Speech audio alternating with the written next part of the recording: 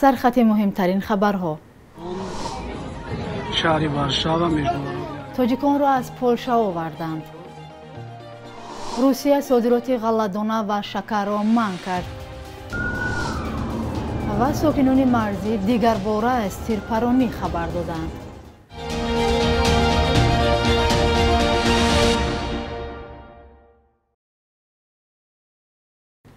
سلام بیننده های عزیز، خوش آمدید به برنامه نویدی بامدادی. امروز 11 مارس است.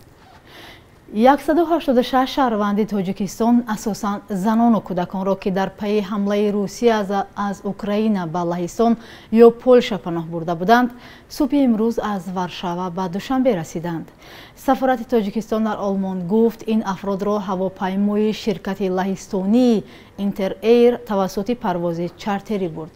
قرار است صبح امروز باز گروه دیگر از شهروندان تاجیکستان را از لهستان به کشور فرستند. امام‌الدین ستاری سفیر تاجیکستان در آلمان گفت سفر شهروندان رایگان صورت می‌گیرد. به اطلاع سفارت تاجیکستان در آلمان تا 10 مارس حدودی 1600 شهروند کشور از اوکراین به لهستان و کشورهای دیگر رسیدند. قبلا گروهی از آنها از وضع نگهداریشان در لهستان شکایت داشتند. در عموم 4000 شهروند تاجیکستان در اوکراین کار و تحصیل و زندگی می‌کردند. قسمی از آنها هنوز در داخل اوکراین ماندند. روسیه روز 24 فوریه امسال به سبب به اوکراین حمله کرد. سازمان ملل متحد روز 10 مارس گفت از آغاز حمله بیش از 2,300,000 نفر از این کشور گریزه شدند. روسیه صادرات شکر و غله‌دانگی ها را به کشورهای عضو اتحاد اقتصادی اوراسیا موقتا منع کرد. در حال حاضر روسیه، بلاروس، قرقیزستان، قزاقستان و ارمنستان اعضای این سازمان زیر نظارت مسکو هستند. تاجیکستان اعضای این سازمان نیست، ولی گمان است که از این مقررات نو در کنار نمیماند. خبرگزاری تاس شام دیروز خبر داد که صادرات شکر و غله‌دانگی ها به جز عضو اتحاد اقتصادی اوراسیا اینچنین به کشورهای سوم نیز تا آخر ماه آگوست سال 2022 منع کرده شده است. روسیه در حال از موقتا منع کردن صادرات شکر و غله‌دانگی ها خبر می‌دهد که این نوع محصولات در تاجیکستان علاقه قیمت شده است. حالا نرخ شکر روسیه در بازار از 10 سومانی پیشین به 13 سومانی برابر شد. روز 9 مارس در تاجیکستان قرب $100 یک باره به 1300 سومانی بالا رفت و در پی آن نرخ آرد تا 50 سومانی و قیمت شکر نیز تا 3 سومانی قیمت شد.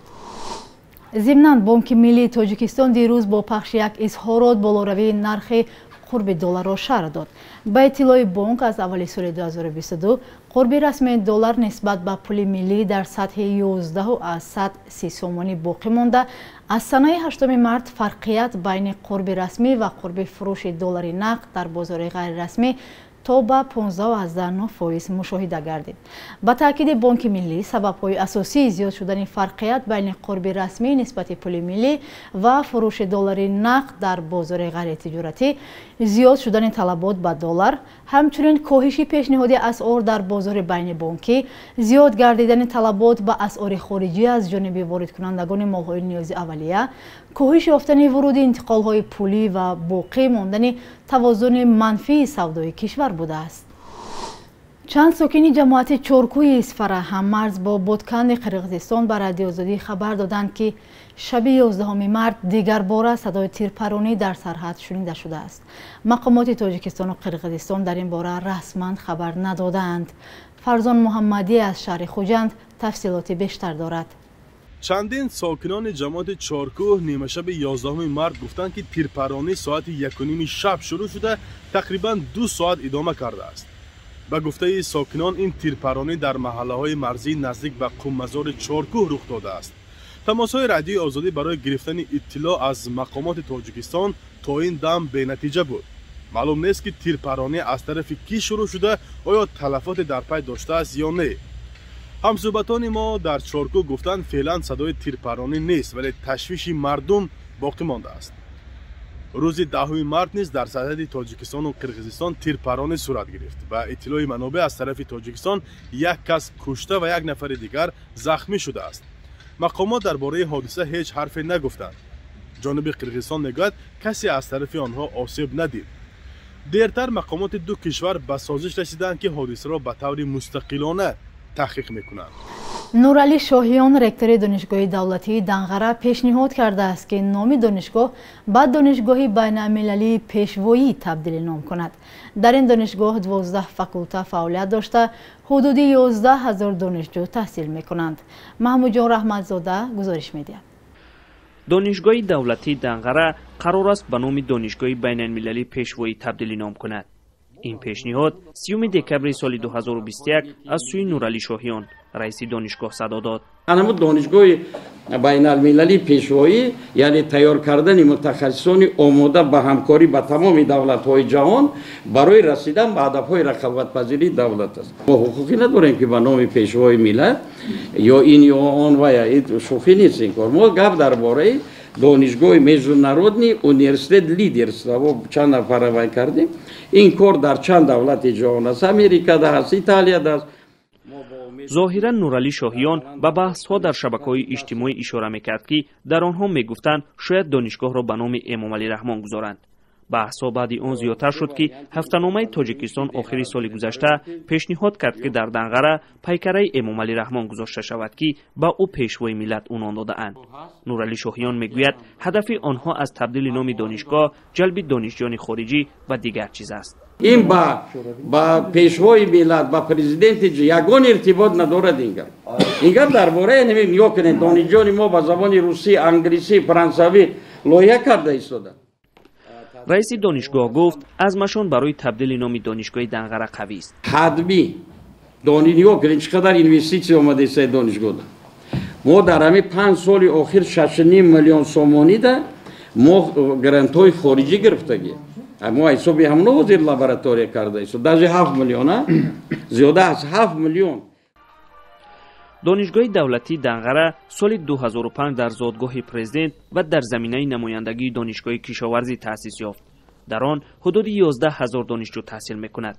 در تاجیکستان همیشه پیشنهادها برای نام پرزیدنت گذاشتن نام ناحیه یا مؤسسه بحث برمیانگیزد و مقامات را تنقید میکنند که آنها از این راه شخصیت پرستی را در کشور رواج میدهند. بخش یک روز تاریخ را در تهیه همکارمان خیرمان بقازاده همراه میبینیم تا از مهمترین تحولات تاریخی بخبر نمانیم.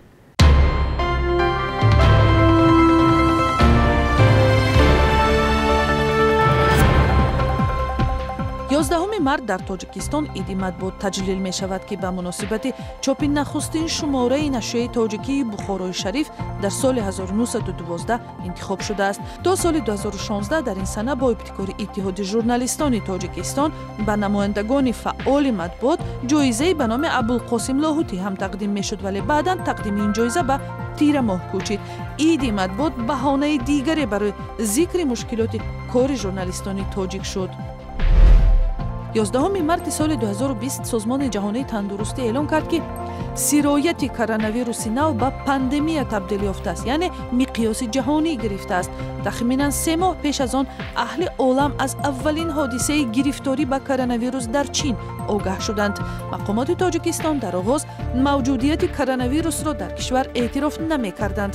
вазорати тандурустӣ танҳо 3 апрели соли 2020 و در آستانه سفر متخصصان سازمان جهانی تندرستی گرفتاری ساکنان را به کرونا تصدیق کرد.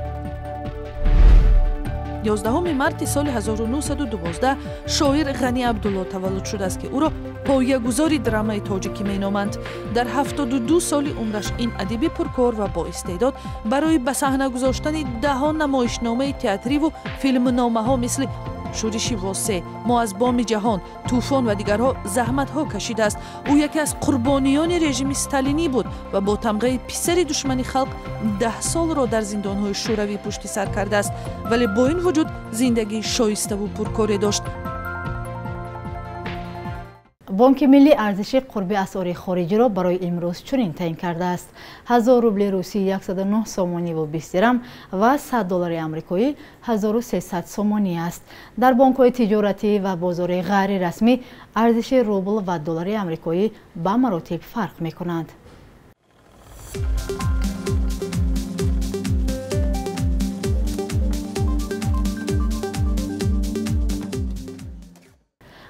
بینندگان عزیز، این بود آخرین برنامه نویدی بامدادی در هفته روان. برایتان استراحت خوب آرزو مندیم. خدا نگهبانتان.